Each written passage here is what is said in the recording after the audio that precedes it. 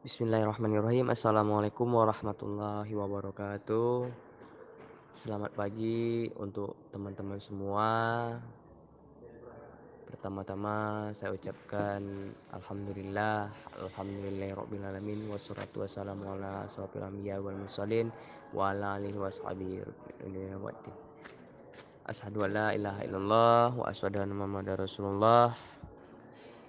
Yang tidak perlu kita lupa panjatkan kehadirat Rasulullah sallallahu alaihi wasallam, dan juga puji syukur kita terhadap Allah Subhanahu wa taala karena berkat nikmat dan hidayahnya kita dapat kembali berkumpul dan belajar meskipun dalam keadaan daring, tidak tatap muka. Baik, di sini saya sebagai moderator dari kelompok 5. Nama saya Jasir Fernando. Saya sebagai moderator dari kelompok 5 yang akan menampilkan hasil makalah kami yang telah kami buat, yang akan disampaikan materi pertama yaitu materi A oleh Hasbi As-Sidiki. Baik, tidak memperpanjang mukadimah, kepada Hasbi saya persilahkan. Baiklah, saya Muhammad Asbi Asyidiki menjelaskan materi yang A, sejarah berdirinya Daulah Abbasiyah. Dinasti ini didirikan oleh Abdullah As-Safah ibnu Muhammad Ali ibnu Abdullah ibnu Al-Abbas. Orang Abbasiyah merasa lebih berhak daripada Bani Umayyah atas kekhalifahannya di Islam. Di antara yang mempengaruhi berdirinya Khalifah Bani Abbasiyah, adanya beberapa kelompok umat yang sudah tidak mendukung lagi terhadap kekuatan Bani Umayyah, yang notabene korupsi, sekuler, dan memihak sebagian kelompok di antaranya adalah kelompok Syiah dan Khawarij. Badriyatim 2008 49 sampai 50, serta kaum Mawali atau orang-orang yang baru masuk Islam yang mayoritas dari Persia. Jika pada masa Bani Umayyah lebih dikenal dengan ucapan ekspansinya, maka pada masa Bani Abbasiyah yang lebih dikenal adalah berkembangnya peradaban Islam. Dinasti Abbasiyah memiliki kesan baik dalam ingatan publik dan menjadi dinasti paling terkenal dalam sejarah Islam. Diktrum dari Salabi Al-Mansur sang pembuku, Al-Ma'mun sang penengah, dan Al-Muqtadi sang penutup mendekati kebenaran. Setelah Al-Watsik, pemerintahan mulai menurun hingga Al-Mu'tasim Khalifah ke-37 jatuh dan mengalami kehancuran di tangan orang-orang Mongol. Sekian dari saya. Assalamualaikum warahmatullahi wabarakatuh.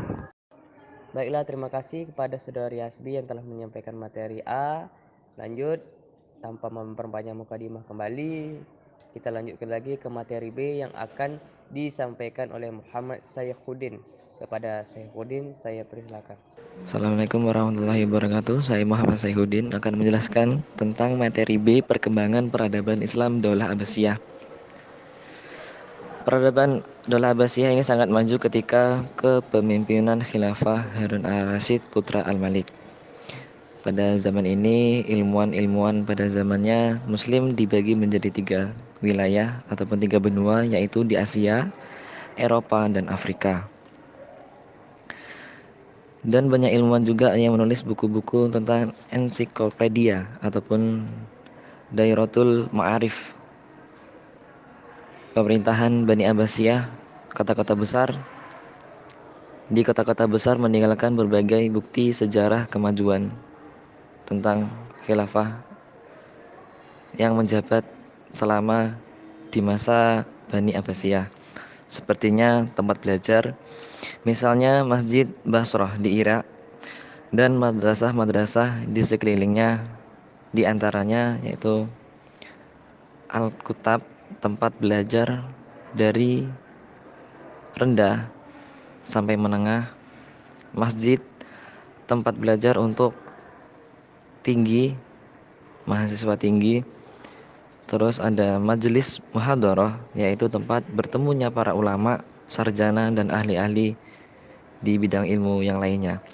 Dan terus ada Darul Hikmah yang didirikan oleh Khilafah Al-Ma'mun sebagai perpustakaan terbesar pada masa Bani Abbasiyah, dan mendirikan madrasah pada masa Perdana Menteri Nidamul Muluk pada masa pemerintahan 456 Hijriah sampai 485 Hijriah.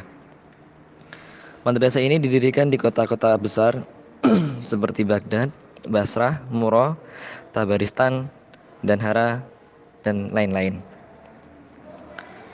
Sejarah kemajuan Bani Abbasiyah selanjutnya yaitu adalah di kegiatan menerjemah. Pada masa Khilafah Al-Mansur lah banyak kemajuan dalam gerakan menerjemah buku-buku asing ataupun kitab-kitab asing ke dalam bahasa Arab seperti filsafat, kalam, musik, dan lain sebagainya. Dengan cara diterjemahkan ke dalam bahasa Syria dulu, baru dialihkan ke dalam bahasa Arab. Dan yang selanjutnya kemajuan Bani Abbasiyah yaitu di pusat kegiatan ilmu pengetahuan. Di kota-kota besar seperti Mekah, Madinah, Kufah, Damaskus, Fustat, dan Kairawan adalah termasuk menyebarnya ilmu-ilmu pengetahuan pada masa dinasti Abbasiyah. Dan yang selanjutnya yaitu sejarah kemajuan Bani Abbasiyah di bidang sosial budaya.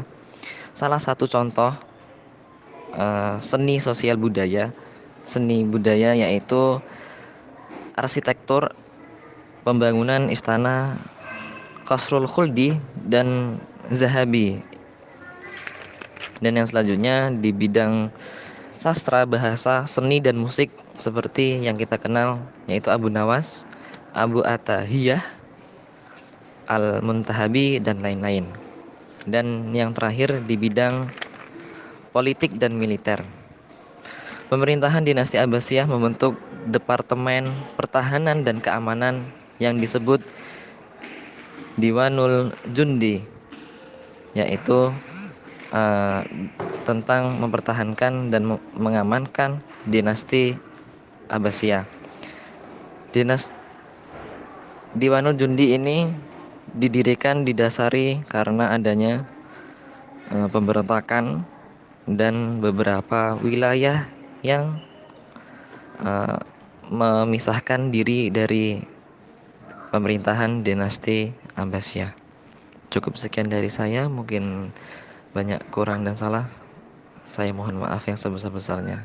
Assalamualaikum warahmatullahi wabarakatuh. Oke, terima kasih kepada saudari Saifuddin yang telah menyampaikan materi B-nya.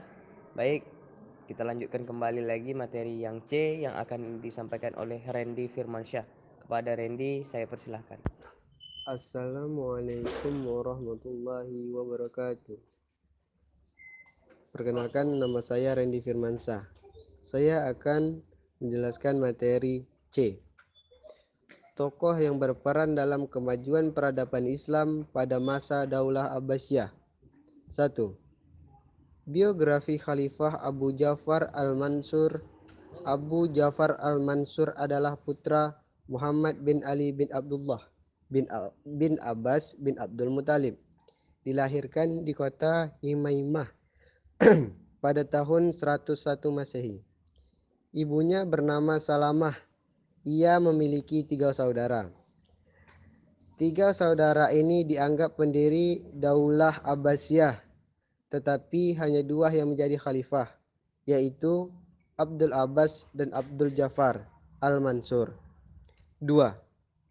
Masa Khalifah Harun Ar-Rasyid adalah khalifah kelima dari Abbasiyah dan memerintah antara tahun 786 Masehi sampai 803 Masehi.